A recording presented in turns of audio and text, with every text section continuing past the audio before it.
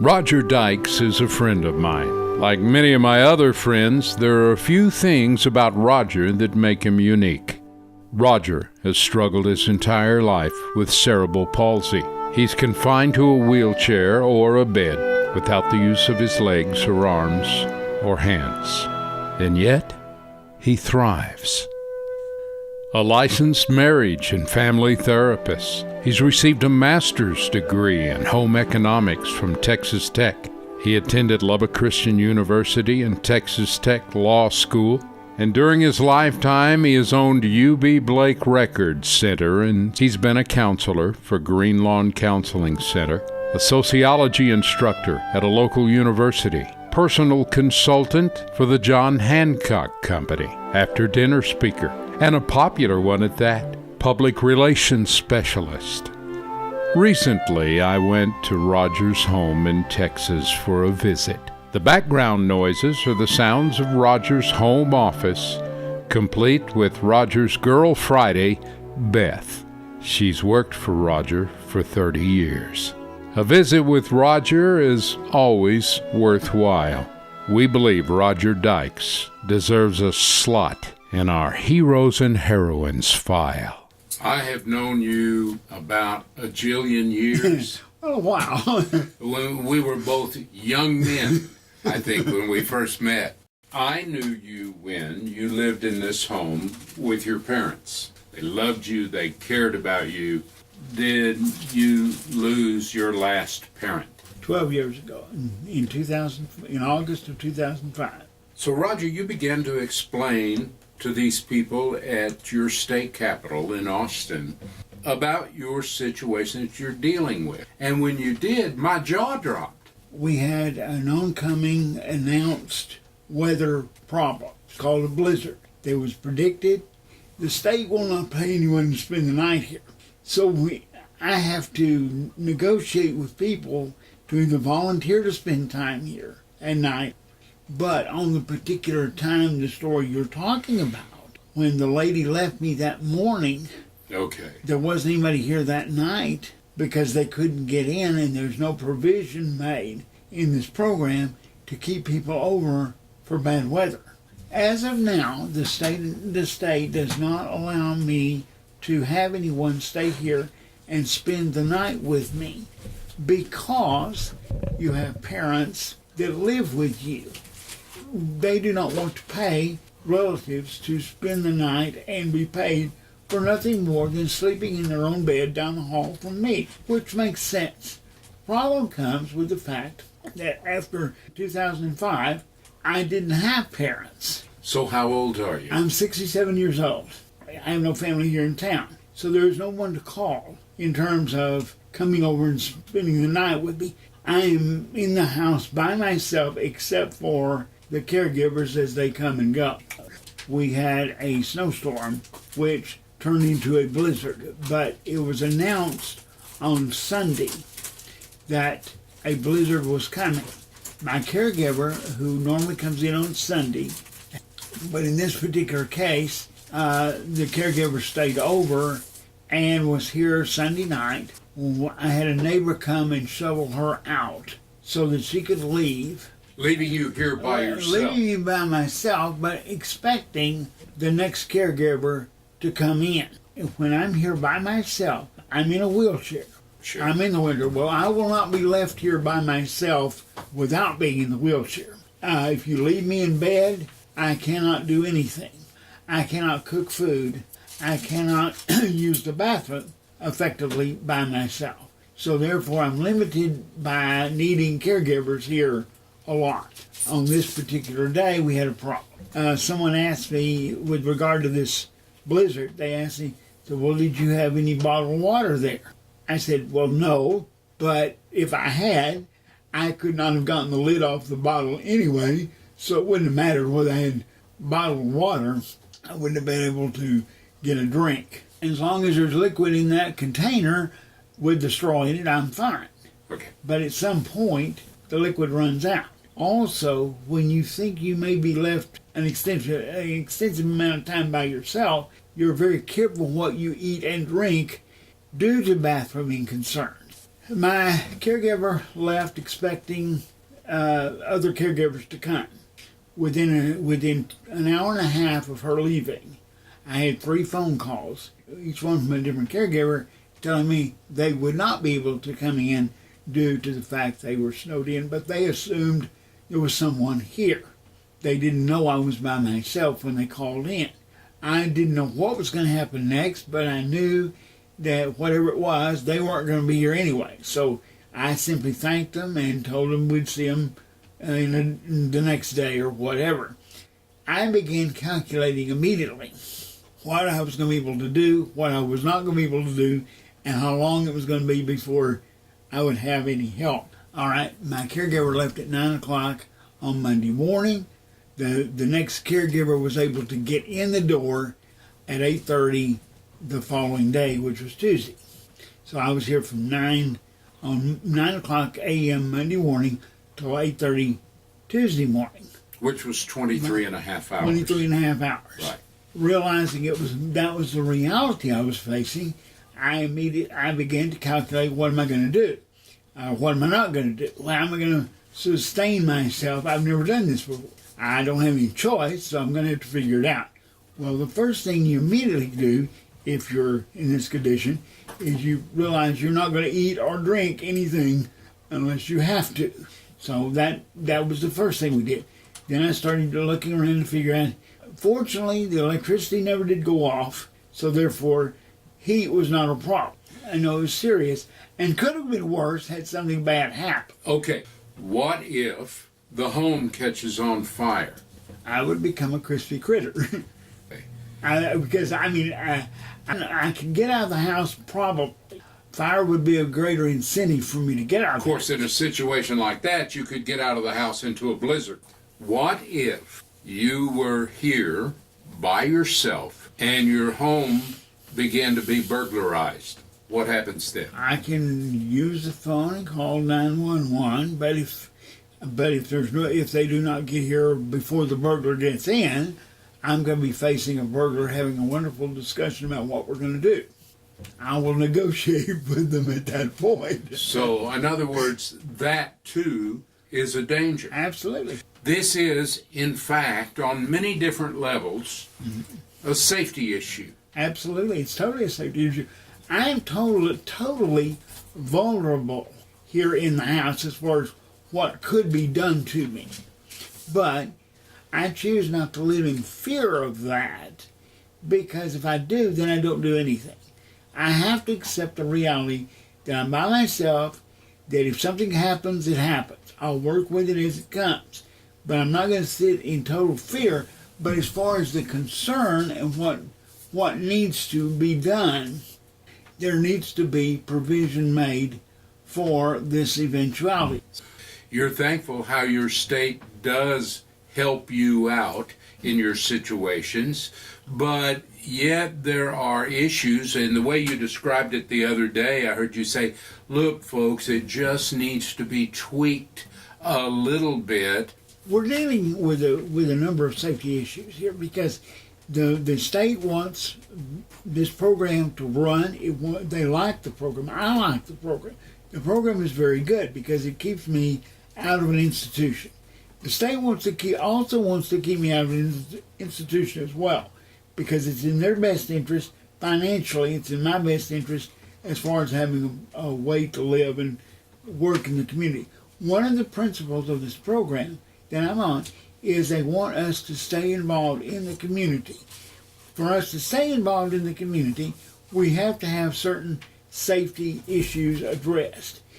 In all fairness, they're not being ugly. Families should be responsible for these things.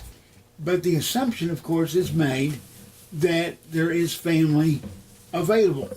When you look at the various safety issues involved, health, safety from fire, safety from burglary, for example, if, as the program is set up right now, if I were to have a caregiver here that got off at 3 o'clock in the afternoon, I would become sick at 2:30 in the afternoon and be very ill. The caregiver, I would hope, would stay, but they would be under no obligation to stay, and I would have no extra money to pay them to stay because their time would have run out. That is the safety issues that we're dealing with because there's not any provisions made currently to allow people to extend time. All my money is being funded into the hours that they have given me. And not to sound crude, but as far as the state is concerned, you can sit there in your own puke until somebody else shows up later. Well, that's, of course, now, in fairness to them, that's not what they envision. They envision your mother and dad coming in and taking care of you when you're sick, leaving the caregivers out of it. But that's not your reality. But that's not reality, and that's my point. You represent...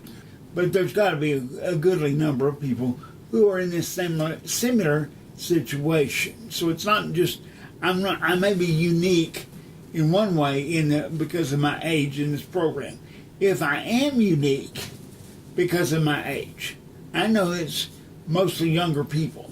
But if I am unique, then I will not be unique because all of these younger people will end up more than likely in the condition and in the situation I'm in, because their families will also pass away. Whether they say it out loud or not, in the back of their minds are thinking, that guy needs to be in a home.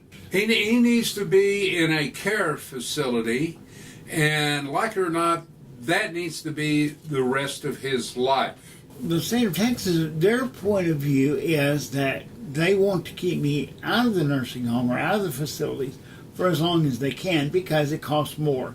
It's 24-hour-a-day medical care, which I do not need that.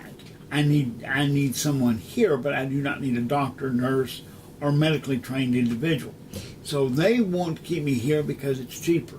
It's a money thing for them. For me, it's this. I have a life that is fairly functional. I do a number of different things. I teach Bible classes each week. I am involved in counseling. I'm involved in helping other people in different facets.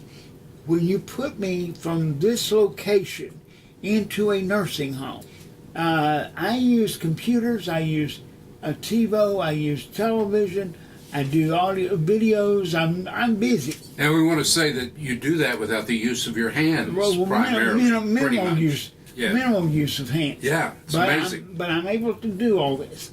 And thankfully, by the state of Texas, they have provided much of the equipment that I'm able to use. They want me to do these things. When you move into the nursing home facility, you're allowed to bring anything over there you want, except as a general rule, the theft at nursing homes is so great that you would lose most of what you took over there within a few days, weeks, or months. So I would not be able to function at the level that I'm able to function now. My level of function physically is not that high anyway. So if you wanted to put me there, we'll take that away from me, and I will end up on the sun porch watching I Love Lucy. Somebody on that telephone call that I witnessed the other day finally got around to asking you, so Roger Dykes, what would you have us do? What's the answer? Tell me again what you told the people in Austin. Well, one of the things I mentioned to them was that right now this agency works, or this system works off of a task-oriented basis. It needs to be set up in a block grant. I need to be given the control of where the money is spent and how it's spent. I realize they want it protected. I realize they're concerned about all kinds of fraud and things. I understand that. But the reality is, we're not all crooks out here. We're not all trying to beat the system. I'm trying to make the system work. I believe that parents, if they're in charge of their kids' well-being, if they're on this program, or the client themselves, has the ability to disperse money as needed, when needed, where needed, without having to get permission for each and every dime to be spent. What would you have them do? Well, the first thing I would have them do is to get on, when you get on this program, there is what is called the habilitation form. Everything you do in your day has got to be given a time amount. For example, Roger, how long does it take for someone to brush your teeth? A day. Multiply that over how many days. then that's how much we'll give you a week for brushing your teeth, combing your hair, washing your face, shaving, putting socks on, putting pants on, getting out of bed, getting into bed. Everything is itemized. So then you give them this list with itemized information, and they, from that, determine how much money you should receive. Well, obviously, since no one knows how much time one spends brushing one's teeth or anything else, the numbers are created, they're manufactured, and they come up with some kind of formula, and you're pleased and thankful for whatever hours and how much money they're willing to spend. But it's certainly not a very accurate way of doing business. The more accurate way to do business is to block grant the money out.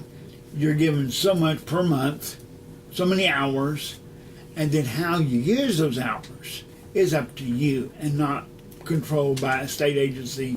To be more clear about that, I understand that one of the ways you have worked to overcome your situation, if you need care overnight, if you should need the bathroom facility or anything else, the way you do that. It does not work well to itemize tasks out and give hours for each task and not let multitasking be considered, because no one takes a folding chair and after they've made the casserole and got it prepared, put it in the oven and sits down in front of the oven and waits till it finishes cooking before they get up and do something else. There's no place on the paperwork for you to say, we had someone come in during this period of time. We knew we were going to be isolated. You're wanting them to loosen up, so to speak, and also you need to be given more control. As we're speaking to Roger right now, his wheelchair is rolled up to his desk in his office, and you are more than capable of making good decisions about your life and your needs, and we're just asking that a block grant would be made available. Well, I'll take weekly. I don't care. Weekly. It doesn't matter. It's not the amount of money. It's the amount of ability to distribute the money without restriction within guidelines. I'm not saying you can just give money away. The work done, you need done. You have the block grant money that you can distribute to the people who are qualified when I need them and when I don't need them, as opposed to this has to be done now and you can't do it any other time. What would you say to people that are hearing this interview right now, and in their minds, they're thinking, look, he sounds like a great guy. We wish we could help him.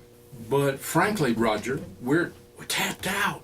Our own families, our own kids, and the electric bill keeps going up, and the rent keeps going up, and groceries keep going up, and taxes continue to go up.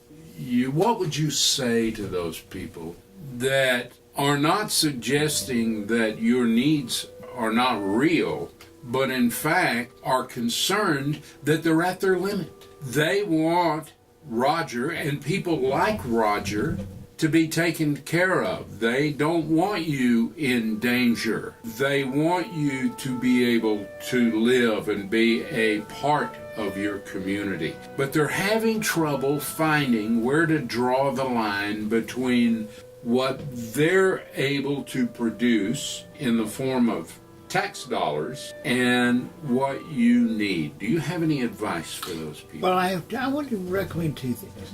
Number one, I appreciate their prayers. That will be helpful, and that doesn't cost anything.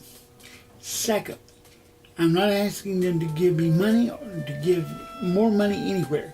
What we need is a redistribution of the money that is in the state coffers now. That is done when legislators are advised and by their constituency as to how they would like to see those dollars redistributed.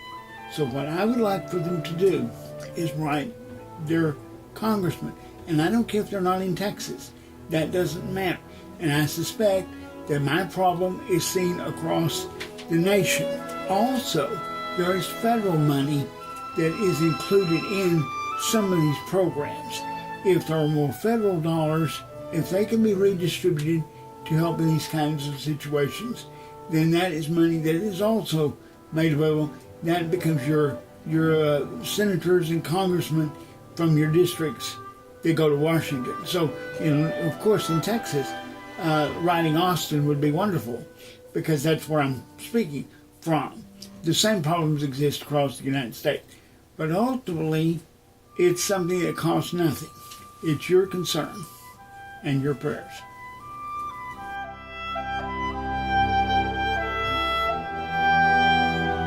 If you'd like more information about today's Heroes and Heroines file and the story of Roger Dykes, or if you'd like to contact Roger directly, go to our website at freerangetexan.net.